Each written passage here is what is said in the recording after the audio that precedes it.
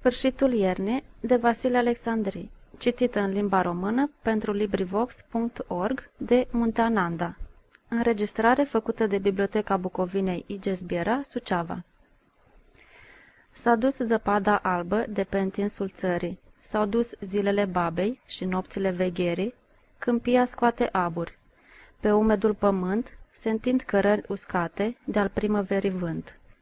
Lumina e mai caldă și în inim pătrunde. Prin râpi adânci, zăpada de soare se ascunde.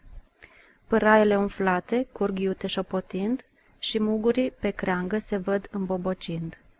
O, Doamne, iată un flutur ce prin văzduh se pierde. În câmpul veștet, iată un fir de iarbă verde, pe care încet se urcă un galben gândăcel și sub a lui povară îl pleacă încetinel. Un fir de iarbă verde, o rază încălzitoare, un gândăcel, un flutur, un clopoțel în floare. După o iarnă lungă și un dor nemărginit, aprind un soare dulce în sufletul uimit. Sfârșitul poeziei. Această înregistrare este în domeniul public.